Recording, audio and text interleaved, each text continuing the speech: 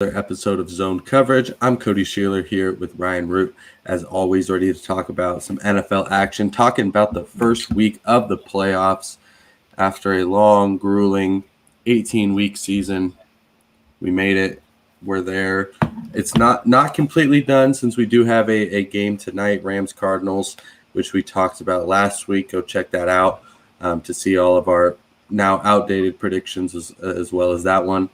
But, we could just break down what happened this weekend. I'll let you choose what you think is the most notable. We'll hit on all 5 games for sure. But, hit me with whatever you think. We can go in any particular order you like. Well, I think we can try to get maybe some of the less meaningful games out the way real quick. I think probably the least meaningful game that we did watch was probably Tampa Bay, Philadelphia. Didn't really think that Philadelphia had much of a shot going into this.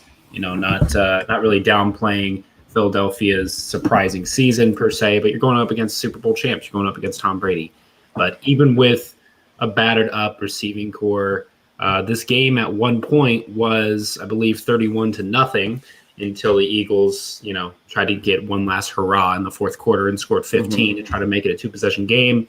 But this was the Buccaneers game ever since, the opening kickoff. There wasn't really anything that surprised me here other than, the Eagles. It was a surprising playoff berth to begin with. And, this team has a lot of draft picks going into the draft next year. You're going up against the Super Bowl champs on the road in the first round. You're just happy that you're there at that point. And, nothing too surprising with Philadelphia dropping this one. Yeah, I thought Philly would keep it a little bit closer. Spread was about 8.5. They were, a score away from covering that. But what surprised me, I guess, if I had to pick something, was just the Buccaneers defense looked back to being formidable. They had kind of struggled at times, especially towards the end of the year. So if that defense, can get back to what it can be at its heights, then, they're certainly more dangerous. The offense, I think, they'll have a tougher test with whoever they play.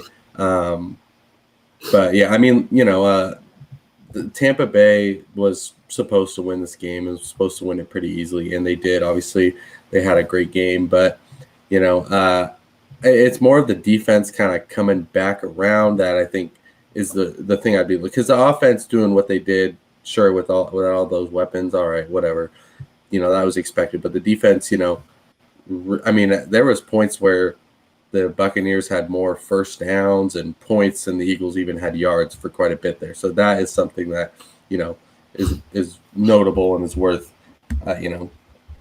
giving some attention to. And yeah, the Eagles, it was going to be a one and done type scenario there. So not a lot of, surprise coming on their end. But yeah, I think, there's a few games that kind of went how we expected. Maybe not to some extent, but this was kind of one that seemed to play out how most people thought we were going to see it.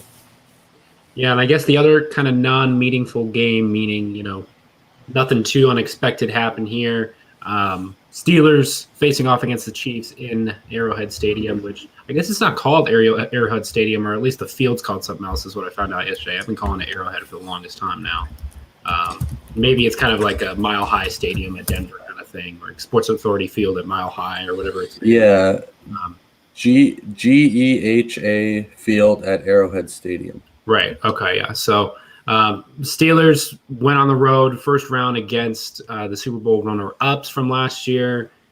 Not going to lie, didn't think Pittsburgh had, a shot worth considering going into this game.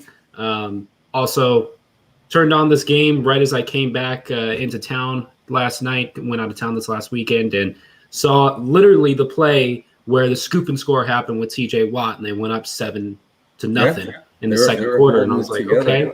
So the Chiefs aren't, they're not the same Chiefs that we've been watching these past few weeks. This might be interesting. And I took a nap after the road trip, and I woke up, and it was 28-7, and the Chiefs were back to being the Chiefs. So, again, nothing too surprising here. I think for some reason it seems like that scoop and score just kind of put Andy Reid and Patrick Mahomes into the zone where they're like, okay, let's start playing our football now. Like they want to treat this like an actual football game. Okay, let's start going. But we have another team to talk about in terms of a great offensive performance this past weekend. But in terms of Kansas City, after a while, they were just having fun out there. Which is the playoffs the time to do that necessarily? That's kind of up for debate. Yeah. This is kind of the team that can do whatever the hell they want week in, week out. Travis Kelce's the first tight end to throw a touchdown, I believe, since the Philly is what I saw during the game. But they just kind of went out there and doing whatever they wanted. I was really hoping Big Ben would get, a last play touchdown on the final drive. I was hoping Kansas City would call a timeout with a second left and just be like, just do another play, let them score a touchdown. Why not? But hey, Chiefs made a statement. They're trying to get back to the Super Bowl. They're trying to get back to the AFC title game for the fourth year in a row. So no hard feelings there. Big Ben's last game, though, it's gonna be kind of crazy because maybe nothing's been official. Gotta be done. There's no way. I would think so. But we'll see.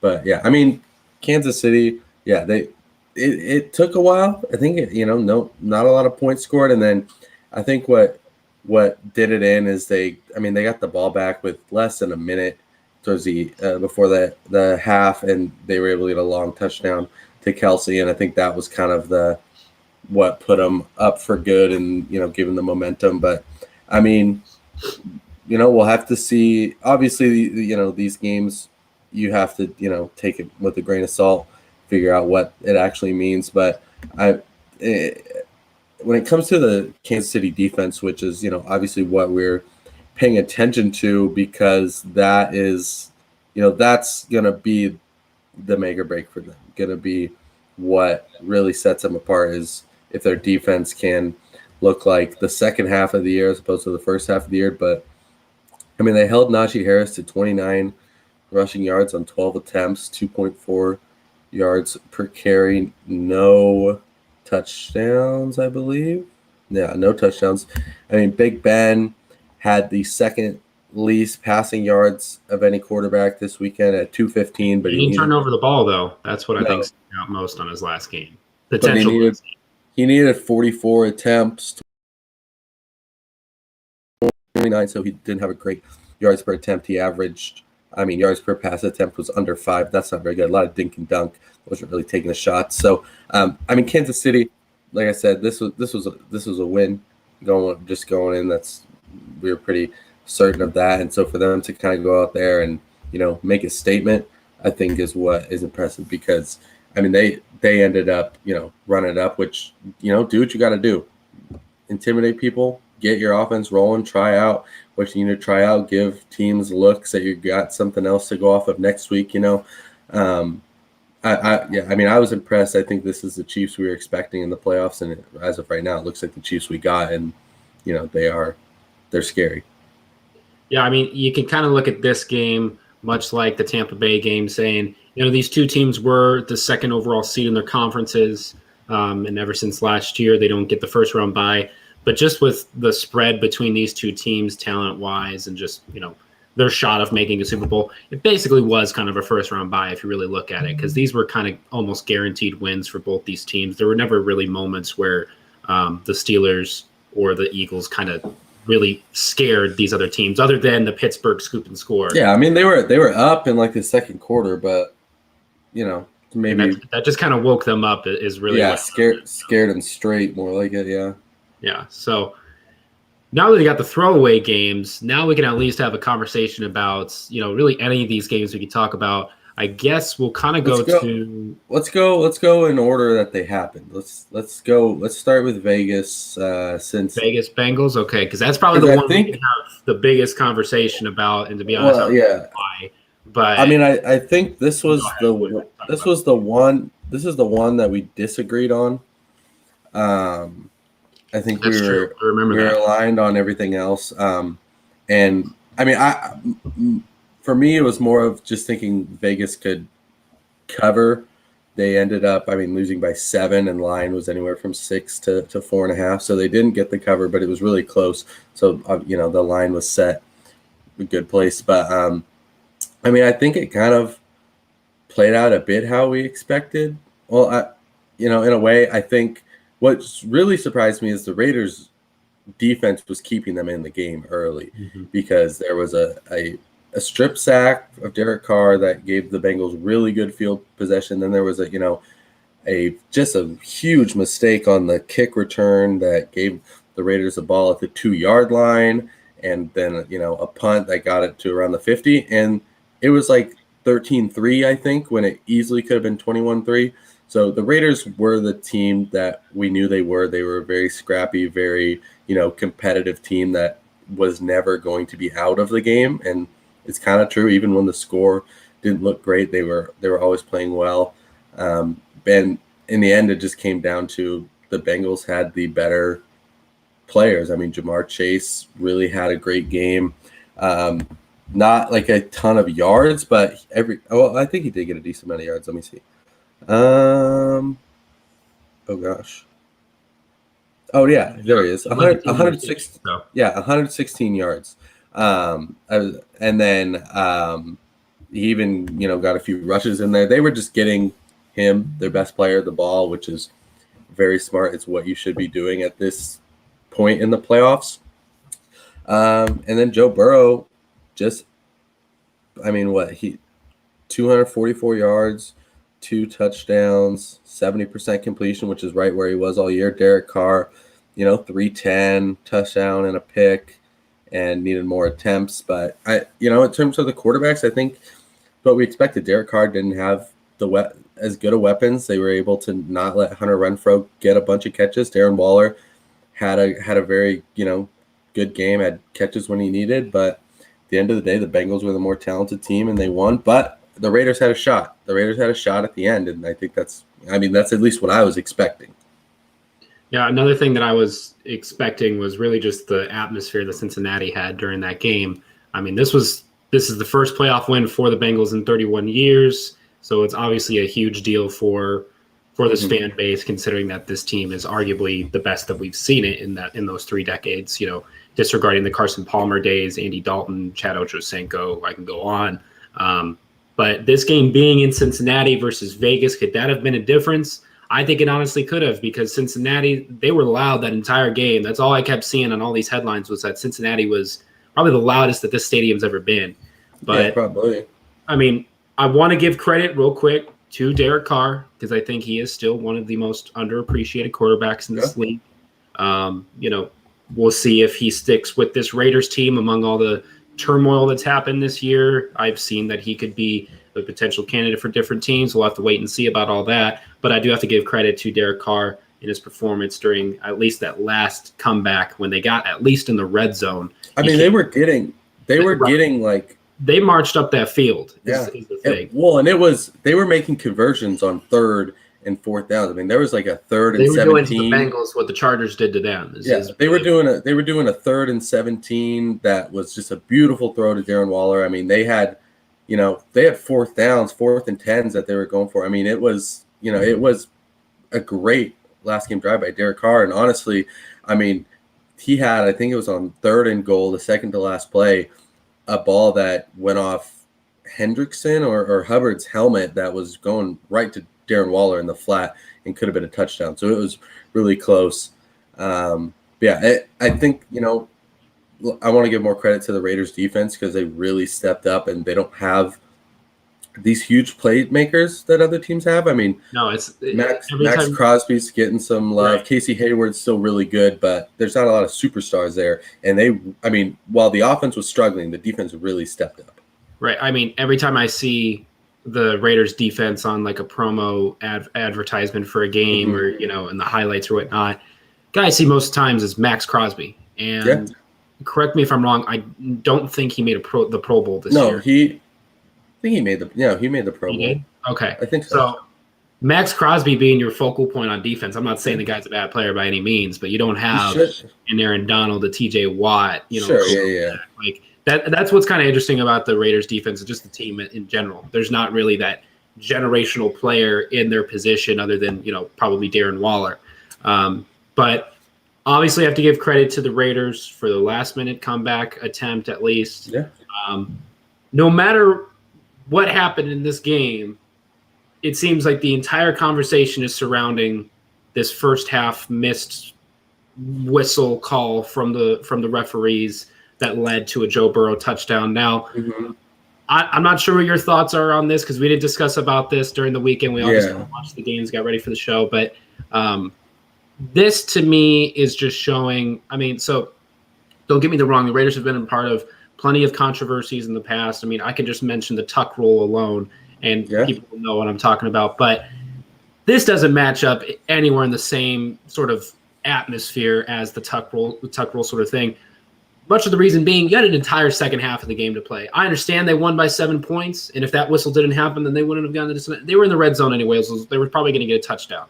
Now, for those who don't know what happened at the end of the first half, a little bit past the 2-minute warning, the Raiders did get the ball back before halftime, but Joe Burrow running out to the sideline, looking in the end zone for a pass. He makes a pass about a hair away from stepping out of bounds. Apparently one of the refs, or what I heard from the talk show afterwards, was saying that maybe it was someone in the crowd who had a whistle, but threw the ball right before his foot touched out of bounds. Someone thought he was out of bounds, and while the ball was about 3/4 of the way to, I believe it was Boyd that caught it. Yeah, it was Boyd. Boyd caught the ball in the end zone. The whistle was blown, so the Raiders receivers or the Raiders defenders kind of look around like, oh, a whistle, what happened? And the ball's caught, and Raiders players, Raiders fans, they're all having an issue with this whistle sort of thing. Now, my only thing is the ball was well past halfway to getting to Boyd when the whistle was blown. So I don't know really what they could have done in a hint of a second to try to contest that ball. And number two, like I said, it happened in the first half. You had an entire second half to play. Yeah. The defense kept this team in the zone, in the game. Derek Carr had a great late game drive to try to win the game. Now, another thing that people aren't realizing on that late game drive, Derek Carr had an absolute gimme of a roughing the passer call from the Bengals where they called helmet to helmet or whatever. It was shoulder to shoulder that happened with Derek Carr and the Bengals edge rusher. I can't remember who the defender was that hit him, but got an absolute gimme of a roughing the passer call. So you could take that into account of giving you 15 yards in the game-winning drive. Is it the same thing as a touchdown, so to speak? Not really. But calls happen all the time. Missed calls happen, good calls, bad calls. I mean, all you have to mention is the Rams and Saints not too long ago that led to you being able to challenge pass interference calls. So this whistle ordeal, I think, could lead to maybe, there being less whistles on the field or them having some sort of different innovation having to do with the whistle. But this seems to be the biggest thing surrounding this game. Not so much that the Bengals won their first playoff game in 3 decades, but that this whistle just ruined the Raiders' chance of a playoff win. I mean, for a while it was. I think it kind of got usurped yesterday. But I mean, to me, it's more of just an indictment on the state of refereeing and stuff. Like, we just shouldn't be having these conversations. Like, you just never want to have a referee, whether it's a whistle or a call or whatever, like, be such a huge part of this. So I think that's kind of where it falls for me. Obviously, if it's called the other way, the game's probably a little bit different. Maybe they score on the next play. Maybe they don't. We'll never know. I'm not going to, claim one way or the other. I see people being like, who cares? They would have just scored on the next play. Well, that's not guaranteed. So let's not go there. But, you got to play the cards you're dealt. I think, towards the end of it, the Raiders had a shot to win it, game on the line, to tie it at least, maybe go for 2. So I think that kind of dampens that a bit because, they still had a chance and some other things happened. But, yeah, I mean, it sucks to see that because, I mean, Cincinnati, great for them to get that. I mean, a team that kind of took people by surprise, even making the playoffs.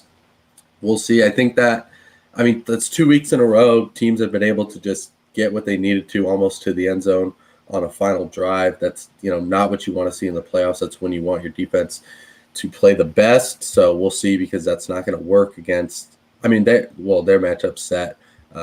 We'll talk about that later. But, that's not going to work probably in these later rounds. We'll see.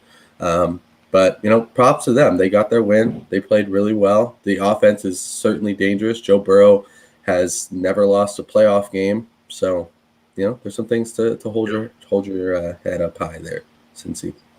So, I mean, we'll see what Cincinnati can do against Tennessee next week. We'll talk about that in a little bit. But, if we want to keep going in order, or we can let's go in order. Let's go in order. Let's go in order. All right. Well, we got to talk about the Bills onslaught of New England. They're in Orchard Park on Saturday. Watch this game from the opening kickoff to the final kneel down. Wasn't expecting, this total beatdown that happened. I don't think really anybody was, especially Patriots fans probably. Yeah. But the real cold game, whenever these cold games happen in the NFL, historically, it's going to happen in the playoffs. Granted, it's in January or late December. So it was a really cold game. Well, both these teams know how to play in the cold. So second coldest playoff game behind Seahawks Vikings in 2015 or something like that. I don't know how far back these things do because there's some crazy cold frozen tundra shit. But it was one of the coldest playoff games in history. That we know that for a fact. Right. It was single digit temps the entire kickoff, game, but the wind chill made it colder. So these weren't this wasn't the Rams and the Cardinals playing in this type of weather, right? I mean, these were two teams that know how to play in cold weather, regardless in the NFL or in college or whatever have you. So weather obviously is a factor no matter who you are, but very little bit of a factor in this game because Bills still threw the ball. They threw the ball, and so did the Patriots. The Patriots didn't just go to a primary run type of offense. They really gave the reins to Mac Jones during this game. They kind of had to.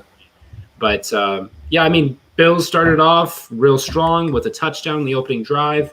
Patriots march up the field, and I believe it was the first drive from the Patriots. But Justin Poyer, no, it was Micah Hyde.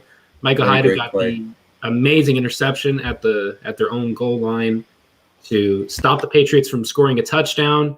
Bills march back up the field. They score a touchdown themselves.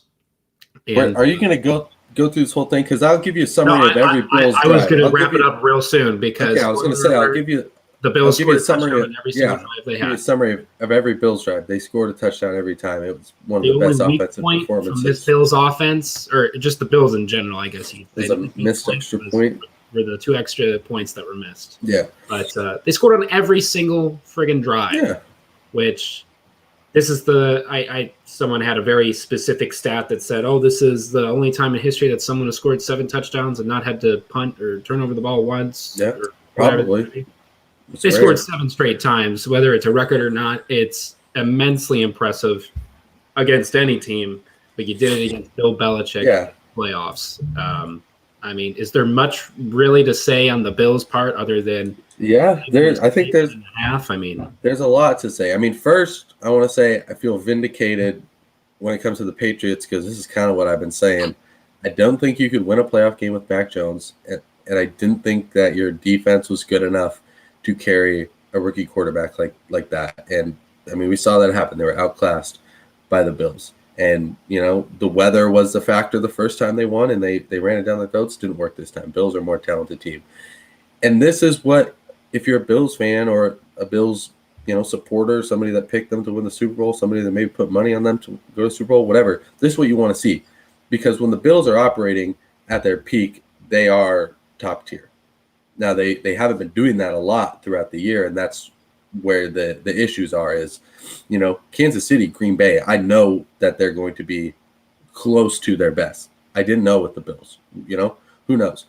They certainly look like it now. They're running the football. Devin Singletary is looking really good. Josh Allen, this is just a playoff thing for the Bills, but when they get in the playoffs, they let Josh Allen just kind of go loose and do what you can do that for 3 or 4 games. You obviously can't do it for 17.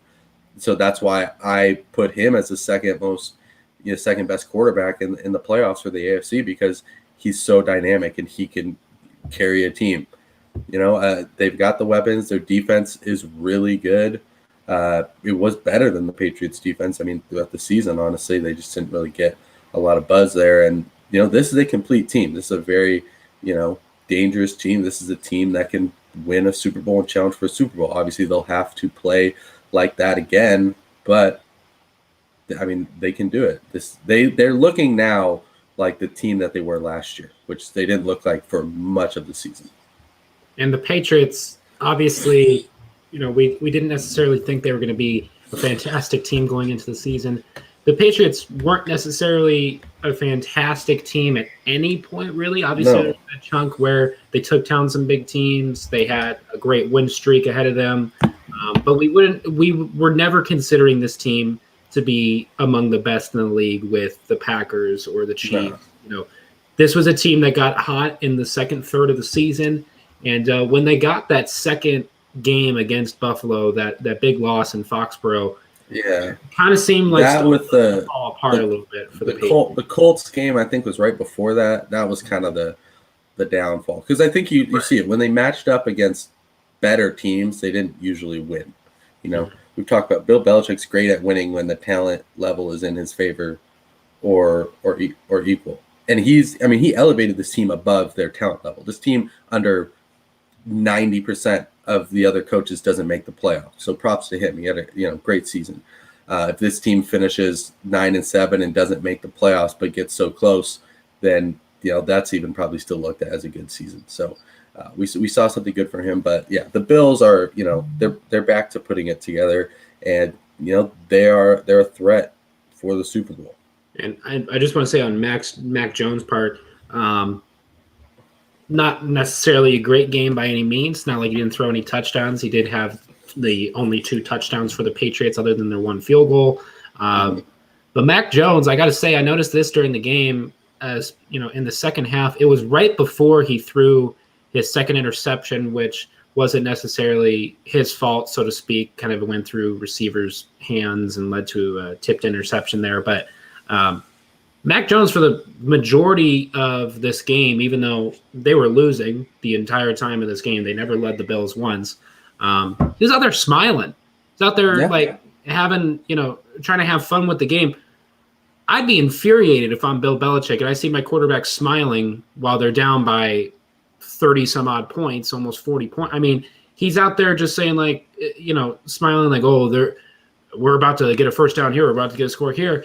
And you get an interception on the very next play. I mean, Mac Jones was out there like he was, just goofing around, it seemed, at some points. Now, I'm not going to sit out here and judge how players play their game in the National Football League. I'm not a professional football player by any means, but, I'm not necessarily sure if everybody on this Patriots team was together for a real legitimate playoff run, because this is not the same Patriots team we've seen in, the decades past. Other than McCourty at safety, and you got Dante Hightower, who on this offense is really a part of that, patented Patriots team that won all those Super Bowls. Not really that much. So, look, a year removed of Tom Brady, they got back to the playoffs on the second year. That's where the success you cannot – you still can't count out the Pats even without Tom Brady. Will they be a legit playoff, threat next year? We'll have to see how Mac Jones develops and see if they do something – in the offseason. They rarely do. But Buffalo obviously looked like really one of the premier teams, not only in the AFC, but in the NFL.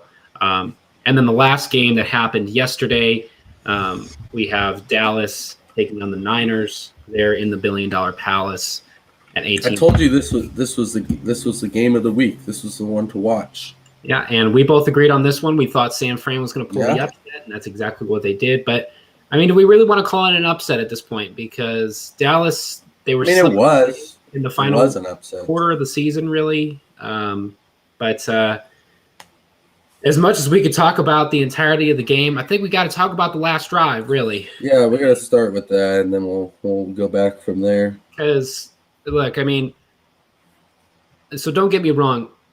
Cowboys offensive coordinator Kellen Moore, I'm a big fan of. I think he's a great coach. I think he's propelled this team forward with, Dak Prescott just being able to go out there any given game and just stuff the stat sheets, really, and obviously lead to a bunch of Cowboys wins. But this final drive, they have, 3 or 4 really good plays where they pick up at least 10 yards on each play, leading to first down after first down. They had less than a minute to go up the entirety of the field. I think it was a touchback. It started at the 20-yard line off a punt. But they do a QB draw with, 12 seconds, 14 seconds? 14 seconds left in the game. They do a QB draw to try and catch them off guard. Some people may think that it's a terrible play call. I don't necessarily think it's a bad play call, but there's a lot to kind of decipher here. So for people who haven't seen the ending, 14 seconds left in the game on San Francisco's 41-yard line is what I see here. They do a QB draw up the middle for a 17-yard gain. Mm-hmm. Dak Prescott's tackled. They try to get to the line of scrimmage, spike the ball. He slides. He slides, tries to get back to the line of scrimmage, spike the ball. Time runs out, game's over. Everybody in Dallas's hearts are broken.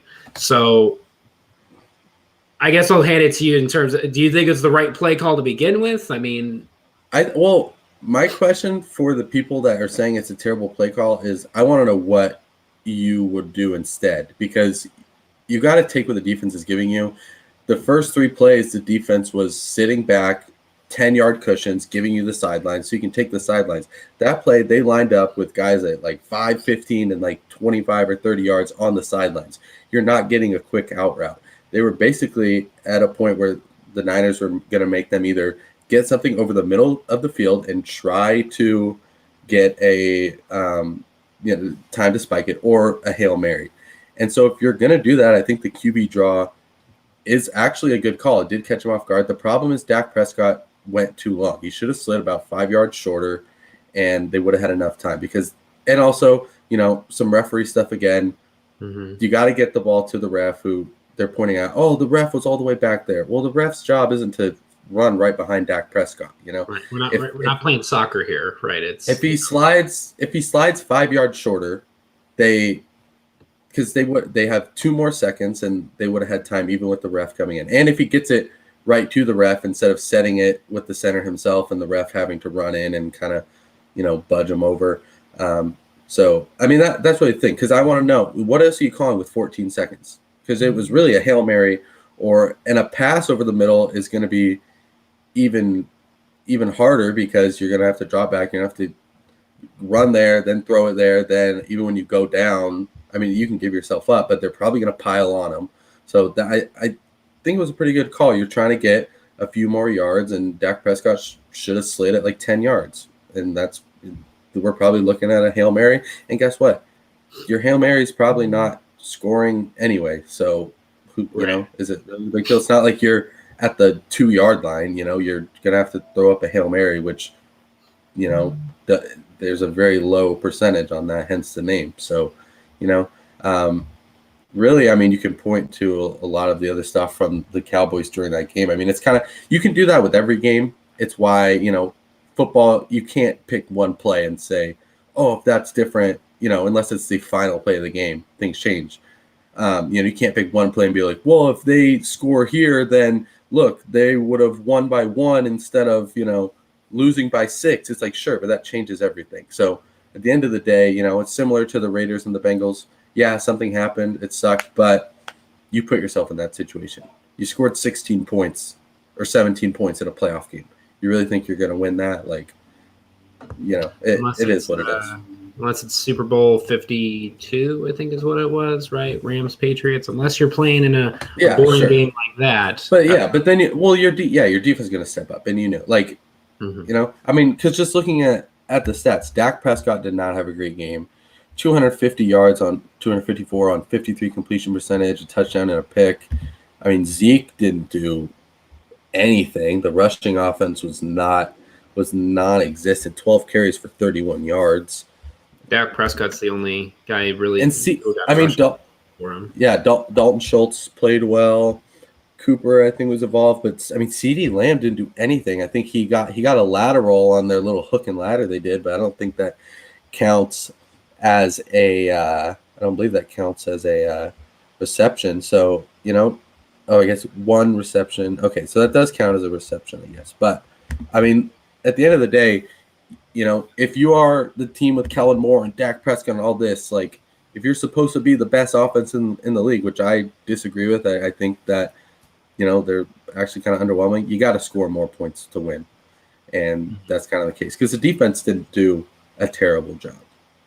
No, the defense really kind of did a great job if you take into account the passing game, considering the Niners did not throw a passing touchdown the entire game. Garoppolo did have the 1 interception. Running the ball, Niners ran all over Dallas with 2 different players almost getting they had 100 yards. Well, and one of them they is a had wide two. receiver. So They had two of the top four rushers of the weekend. right. Debo Samuel and Elijah Mitchell being the leading guy. Dallas's defense didn't necessarily come through like we were thinking. The All-Pro teams were announced not too long ago. Both Micah Parsons and Trayvon Diggs made that team. You had both your All-Pro defender, first team that is. You had both your All-Pro defenders. Not really making. Micah Parsons didn't get a sack out there. Didn't they only got the one interception, which I don't think it was Diggs that got it. No, but I mean, if you're going for, who knows how a corner. I mean, I think the fact that Deebo Samuel didn't get a lot of receiving yards is probably a good indictment on And nobody got it. You got 100 yards total from the line of scrimmage, which and I know Micah Parsons was kind of in and off the sideline, kind of dealing with something. I believe he had COVID last week and was a little sick or had symptoms. So I think he, might have still been feeling some of that. But the defense didn't play terrible. They got plays. They got a few big plays from the D line. I think stepped up.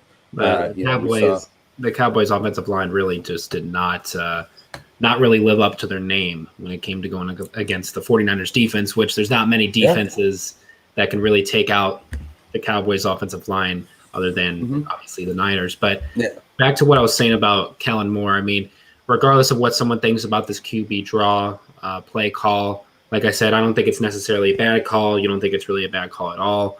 I think no matter how you look at this, I think it was one of your few options. Right. No matter how you look at this play, I think Kellen Moore's his head coaching campaign for this offseason has kind of died down. I would not give him a head coaching job. It was already a shot in the dark to begin with because people are reacting to Kellen Moore just having a great offensive mind these past 2 years for the Cowboys. Last year, not even having Dak Prescott for the majority of the year.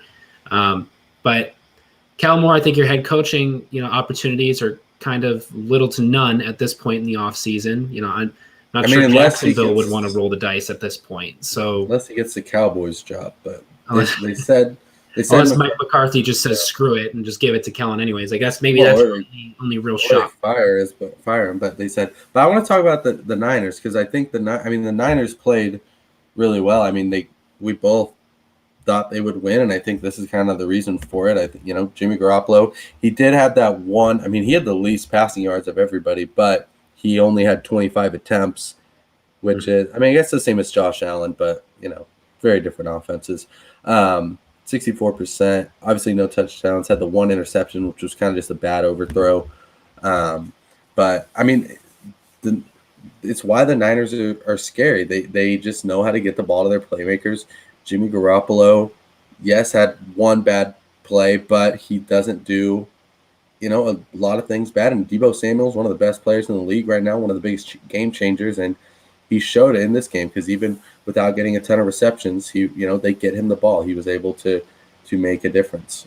Yeah, their star power is really different from. We'll use the Cowboys for comparison. I mean, we were just talking about Amari Cooper, CeeDee Lamb did not really have a real big part in the offense. Obviously, Ezekiel Elliott and Tony Pollard.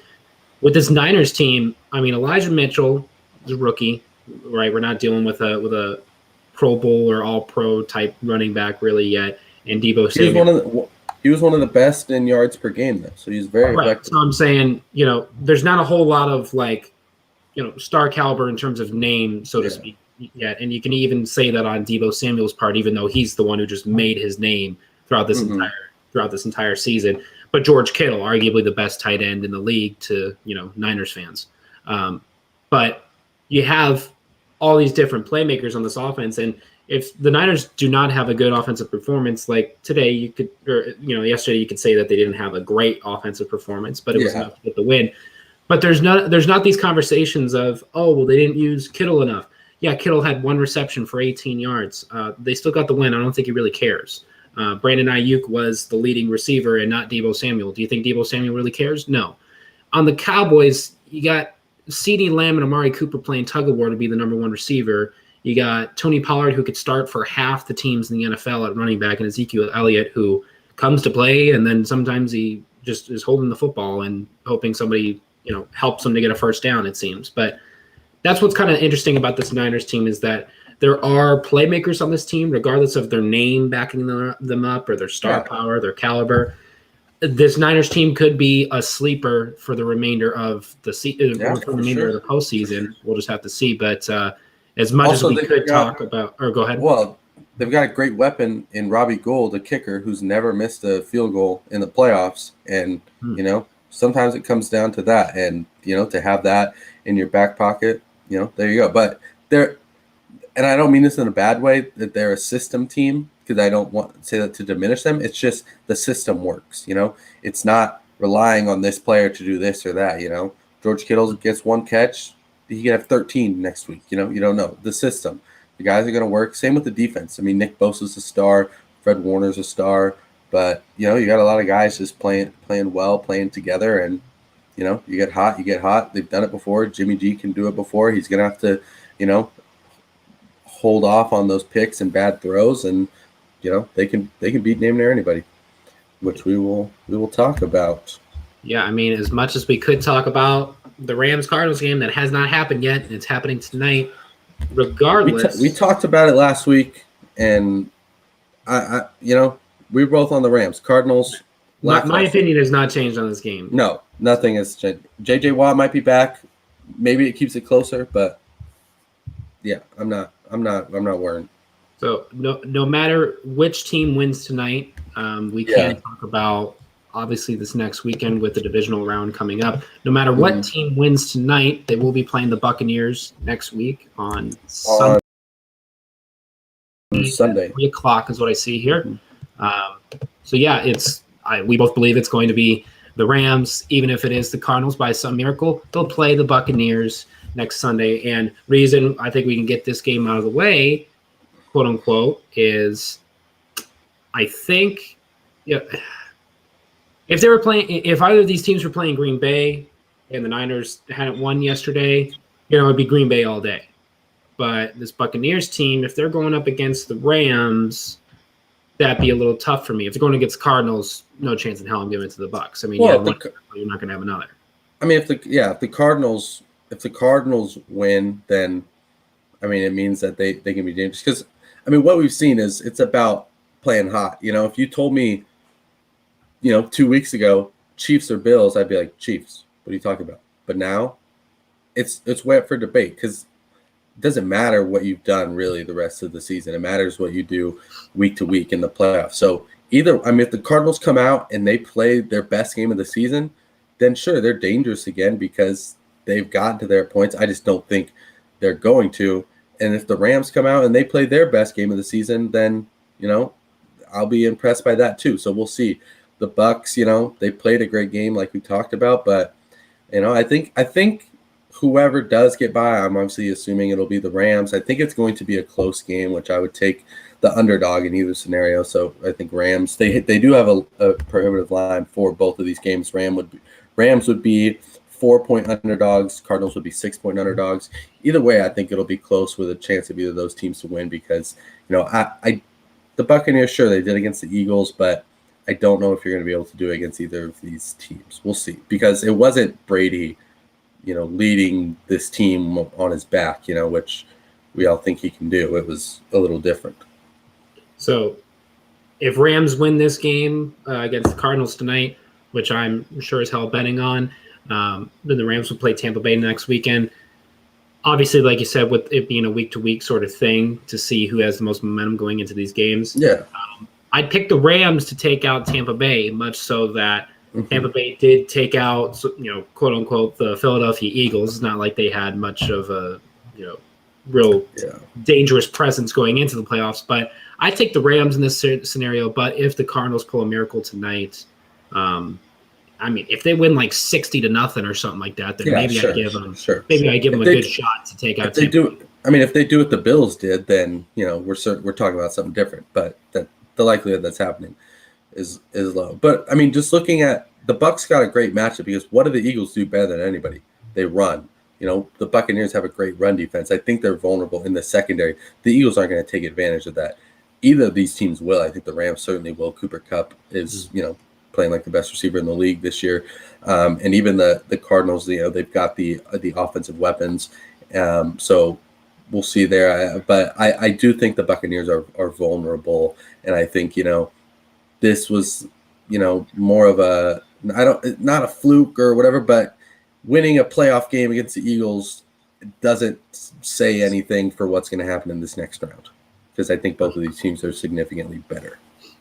So, enough talking about hypotheticals with a game that may happen one way or may happen another, but a for sure game that is happening on Saturday at 8:15 p.m. on my clock here. I had to double check that was Pacific Standard Time. But Green Bay is hosting the 49ers after the Niners just took out Dallas on the road.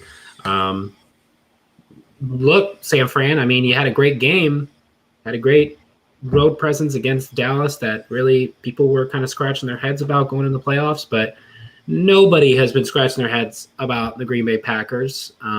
They did lose to the Lions in Week 18, if someone wants to really hold that above their heads. Sure they do. But, San Fran going on the road to play Green Bay.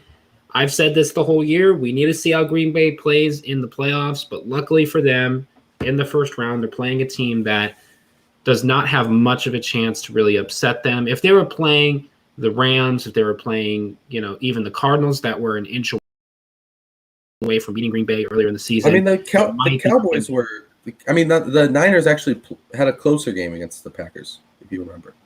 It was week 3. It was week 3. Jimmy G took him down, scored, went up by 2. They won the game with less than a minute left. Yep, Devontae. No, they won. No, they won a game on a game-winning field goal. No time remaining. They won by like 1 point, or they won by 2. San Francisco took led a drive to go up by 1. Like, I think the Niners are dangerous. Now, I've been on the Packers since about week 2, and I'm not backing out now. I think they're the most complete team in the NFL right now. I think they will win. I think they will cover, but.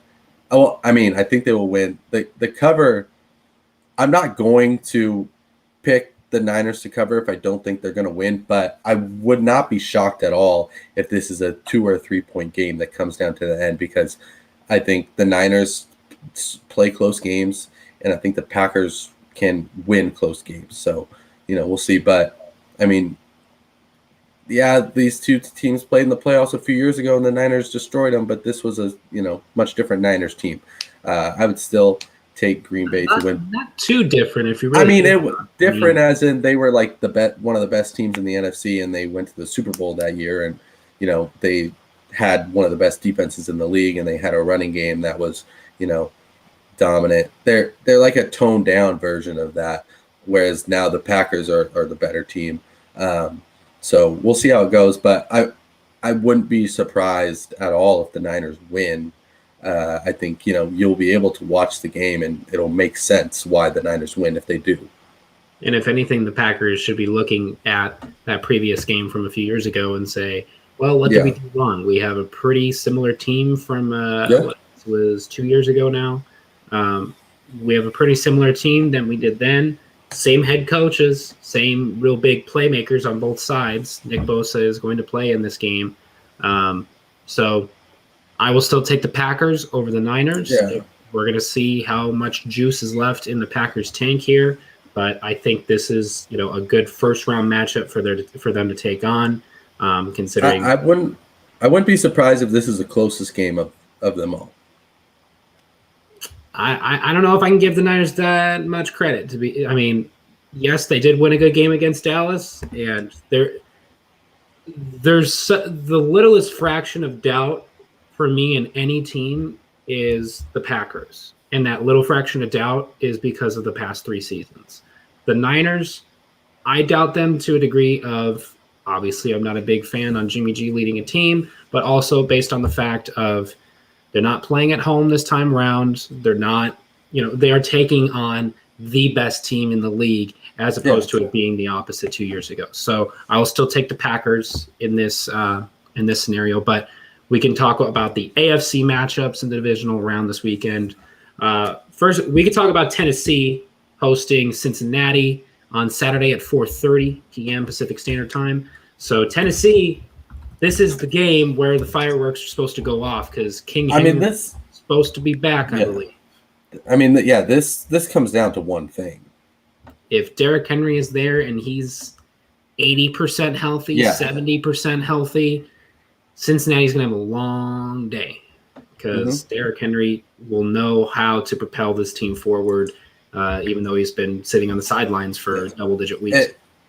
It looks like he's expected to be activated. Now, we don't know if that means he can do what he does and get – I mean, because in the playoffs, I mean, the dude gets like 30 carries back to back to back.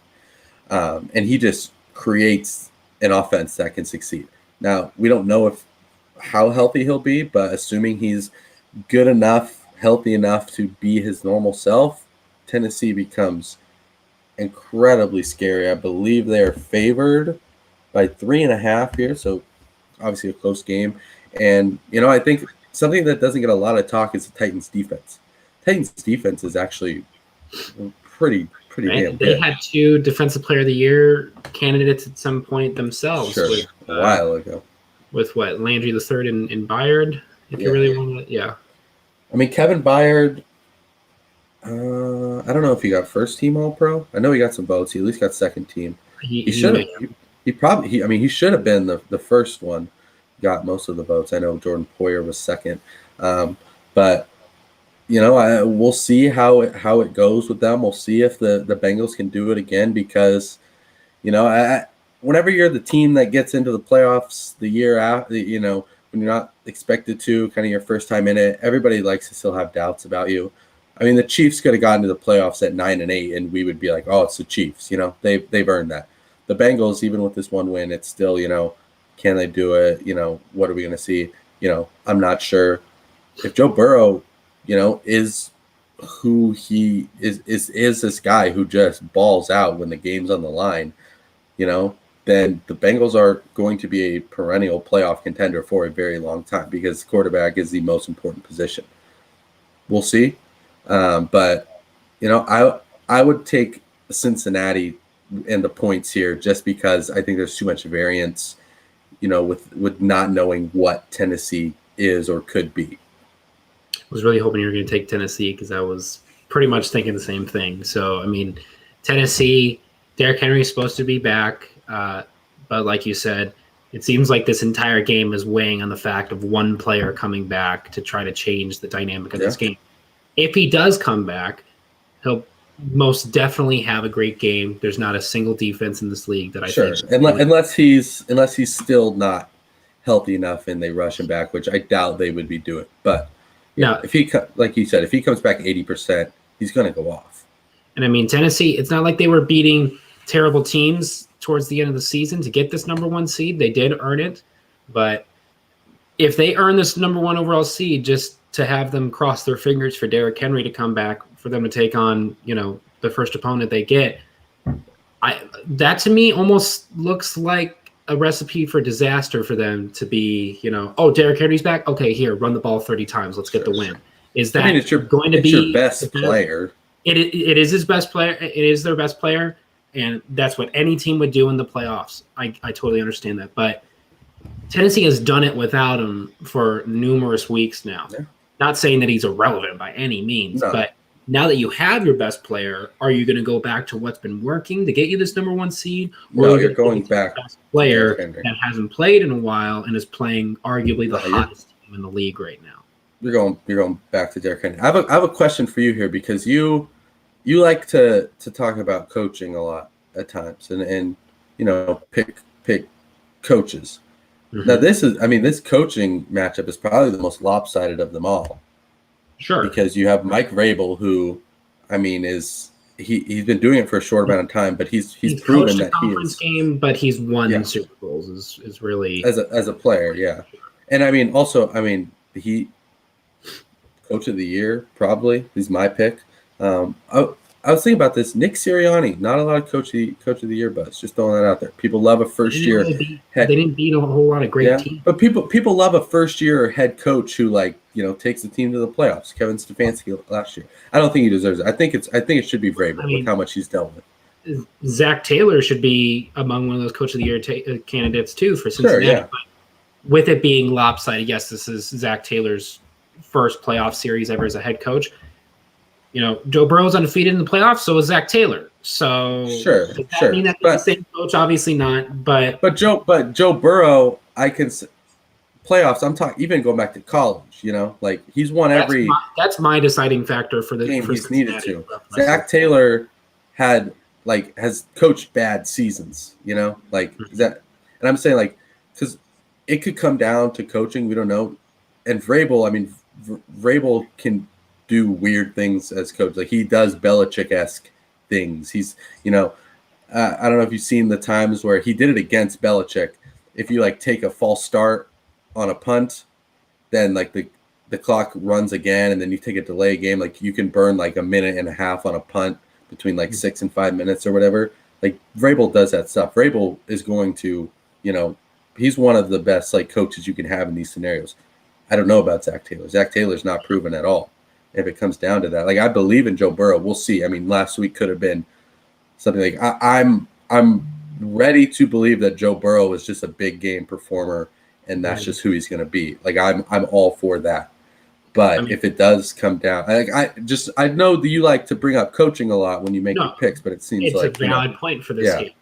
It's a valid point for this game, and the deciding factor for me in this game is Joe Burrow. And it's like what you just said. Joe Burrow, I mean, even when he was the number 1 overall pick, anybody would have taken Chase Young number 1 overall, I think. You know, Chase Young was going to be that player that everybody knew was going to be an instant, you know, game changer. Yeah. I mean, he was the best. He was the best player in the draft, really. The reason Joe Burrow was the number 1 overall pick and that Cincinnati just couldn't deny taking him is he did have one of the best college football seasons of all time. And his positional value of quarterbacks. Positional value of quarterback, but he just knows how to play when the lights are shining on him and the world is watching. He won a national title. They went undefeated his senior year. He is a Heisman winner. He's not the best quarterback in the league, but when the game is on the line, when there's a championship possibility, I'm taking playoff Joe. I mean, that's my deciding factor is just Joe alone, and he's got Jamar Chase that just continues to be an amazing receiver. He looks like almost an even better version of Justin Jefferson at some points, and those two players are very, very close to each other. But I'm sticking with the hot hand, and I'm going with Cincinnati to win this game. If Tennessee had played last week and won, and I knew what type of team they were, and Derrick Henry was Derrick Henry, I would be leaning more towards them because I think they're probably a more complete team. But without knowing that, like I said, I have to take the points because Tennessee could win this by 3. They could, you know, I could see that happening, and you know, Cincinnati still covers. But yeah, there's too many questions surrounding Tennessee to be. They came into the playoffs as one team, and they're about to play their first game as another.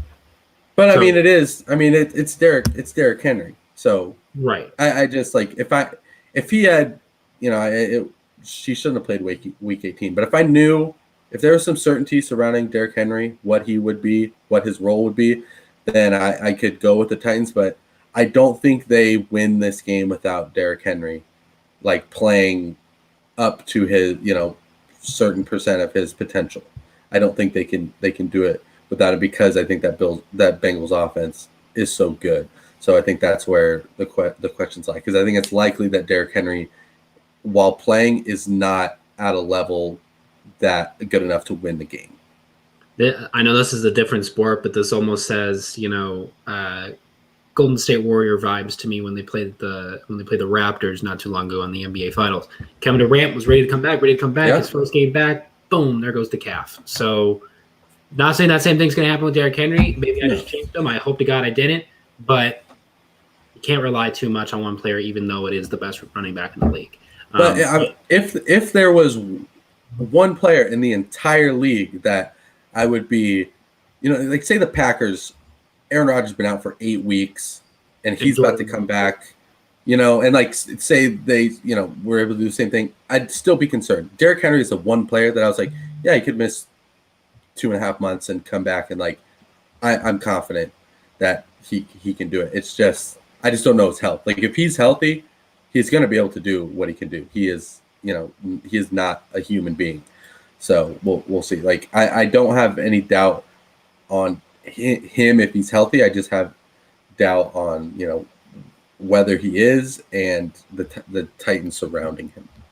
So the last game that we have for the weekend, not in order, but Sunday at 6:30 p.m. Pacific. No, it is. It is. Oh yeah, it is the last. So we didn't go in order, but this was the final one. Kansas City is hosting Buffalo for the second straight year in the playoffs. This time, not the AFC Conference Championship, but it is in the divisional round. And might be the. I just want to say, quote unquote, conference championship.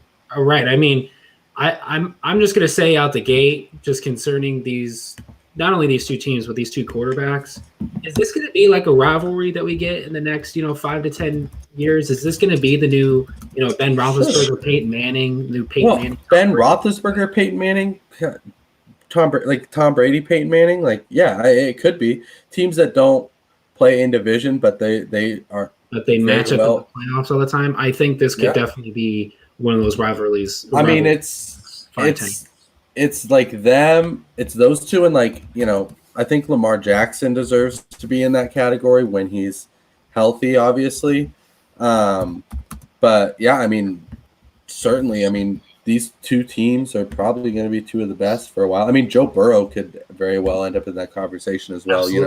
Absolutely. That's the greatest thing about the AFC is just the young quarterback, uprising that there is with all these teams. Because other than Pittsburgh, all these teams, and I guess you could argue Vegas, all these teams have young quarterbacks that have been in the league for less than 5 years. I mean, this was last year, but the Pro Bowl quarterbacks for the NFC were like Rodgers, Brady, and either Russ or Breeze. I can't remember. It might have been Wilson. It was probably Russell. And then the AFC was like Patrick Mahomes, Josh Allen, and Lamar Jackson or whatever. All under 25. And then Russ is the youngest in the NFC. It is very different because you've got veterans. I mean, even look, Jimmy G is the youngest of the bunch here left in the NFC, and he's a proven veteran that's been in a Super Bowl and been around. Now you're looking at the AFC and Tannehill, but then other than that, I mean, it's Mahomes. It's certainly the past or the present and the future going on. But I mean. Give me the Bills and the Chiefs anytime in the playoffs. I don't care what round it's in. I'll take it any day of the week. This is going to be, a great game. Two incredibly hot teams. We'll see. My guess is it's going to come down to who plays better on defense, which I guess is like a picky thing to say because, it's, of course, whoever holds the team to the less points. But I think it's going to come down to plays, making plays on the defense. We saw that when these two teams played in the regular season. Now, granted, it was when the Chiefs were kind of struggling a bit, but Greg Russo, I think, got a pick on a tip. Maybe they had another one. The Bengals made defensive plays. The Chiefs now are able to do that. They've got the defense to do that. So, who's going to make the big play on defense? Because, these offenses are perfectly capable of scoring every time. Yeah, I mean, I'm waiting for another game to happen any week now where – I think it was 2 years ago, where the Rams Chiefs played in the regular season. They both scored over 50 points. Yeah. I'm waiting for Monday night to be like that, especially in the playoffs. I'd love for this game to be the one to be that game. But just approaching it on surface level, I mean, these are both the teams that blew out their opponents in the first round against. Sure, yeah. The Chiefs were supposed to blow out the Steelers. Bills weren't necessarily supposed to blow out the Patriots. No, but I mean, they weren't supposed to. But also, the last time they played in the regular season, they whooped them a bit too. So some people may have seen it coming. So the first round's kind of in the Bills' favor concerning, I guess if you really want to look at it, they scored more points and they held their opponents to less points. I mean, that's just one way you can obviously simply break it down. Earlier in the regular season, Bills took care of the Chiefs. They got their revenge for the AFC title game. But history shows I'll make a bold prediction here. I think if the Bills once again score a touchdown on every single one of their drives, they probably win. I think I know it's a hot take. It's a hot take. But I think if you score a touchdown every drive, they'll win the game. I think that's if you score a touchdown on if you score a touchdown on every drive again, sure. If the Bills play that game, then you never lose. But so yeah, I mean, they certainly. I think both these teams have crazy momentum because I think the Chiefs, did what they wanted to because you could look at it either way, but the Chiefs were down. Like they didn't have a lot of points. They had 0 points. I think in the second quarter. They had to have someone kick them in the rear to get going. The Bills just started going. Yeah, and they snapped it. So obviously you can't do that against the Bills because it's not going to be 7-0. It's going to be 21-0. But even the Chiefs, they come back from that. But the Chiefs are probably the best team in the league in coming back and winning a game. Oh, for sure. Still to this day, even with this season. I was just going to say with the earlier season matchup, history shows, I don't know the stat on this, so to speak, but I'd like to say that it's well over 500 for a team that loses to a team that loses to another team in the regular season, whether it be divisional or non-divisional, and then they meet up in the playoffs. The loser wins that game more than half the time, I want to say. Like it's maybe somewhat of a specific stat, but that's what happened with, plenty of teams over last year. I mean, that literally is what happened with the Buccaneers and Chiefs last year. Chiefs took care of the Buccaneers in the regular season. Then the Buccaneers absolutely embarrassed the Chiefs in the Super Bowl. So we see it happen time and time again. So we're about to see possibly another example of that. I guess you could use the same sort of thought process with Packers, Niners, and Tampa Bay Rams or Cardinals. But these two teams, like we said, it's going to be a great rivalry for the near future between these two quarterbacks. And it's a coin flip for me, but one side weighs a little bit more than the other. And I think considering this is going to be a good rivalry, and Patrick Mahomes has not lost a playoff game to anybody but Tom Brady. But look, Josh Allen's got to win one of these. And does he? I will take the Bills, and it's not because I don't think the Chiefs are a bad team by any, the Chiefs are arguably the best team in the league right now, other than the Packers. And you could say they are the best team because they've won at least a playoff game so far. But this is the last team that the Bills wanted to play in the next round, I'm sure. But Brian Dable at offensive coordinator just called literally a perfect game. If it wasn't for the kicker missing 2 extra points, their offensive coordinator and Josh Allen just played a perfect game against a Belichick defense. Kansas City has a good defense. Andy Reid is a Hall of Fame coach. But is this game just going to turn into when is the streak going to get broken for the Bills to not score on a drive? Because they may feel immortal on offense at this point. It doesn't matter who they face. So the Chiefs may feel the same way. They went up against a dismal Steelers defense in a Ben Roethlisberger farewell tour.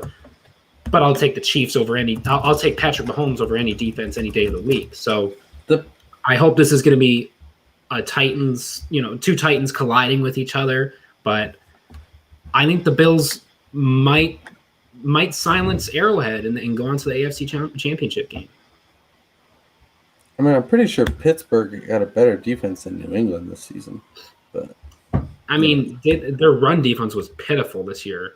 But New England, I mean, that was the whole reason they went on their streak was because of their defense. I mean, they had two players that went into the Defensive Player of the Year conversation with Judon and J.C. Jackson. So, well, they've still got the guy who just tied the sack record and probably going to win the award. But I mean, it's a wash for me. The previous games, they both did what they had to do to win easily. We'll see. I'm still going to go with the Chiefs. I think they are the best team. I will not be surprised if they win. I'm not going to be surprised. Yeah, and while I think this will be, I said Packers-Niners might be the closest game. I think I wouldn't be surprised score-wise. I think this certainly will play out as the closest game. I could just see this being, a 7-point game because the last team scores a touchdown or whatever. I think this is going to be a back and forth. We'll see. This will be consistently close throughout the game. I just go back to, I think, I mean, sure, if the Bills play like they did last week, they're probably going to win. But how certain are we that they're going to do that? The Bills, I think, could fall into how certain were we when they went on their performance last weekend, right? Surprise people. Yeah, but the Chiefs, I think I'm, gonna get something a little bit more consistent than them. We'll see. But like I'm not gonna go against Patrick Mahomes in the playoffs, especially after what they did last week. That's perfectly acceptable. I'm just saying he's gonna lose at some point to someone other than Tom Brady. Why not make it this weekend? Maybe not. You never know. But yeah, I mean, we'll see. But this is a great game. This will be certainly something to watch. Looking forward to that. I'm glad we have another one game that we disagree on again.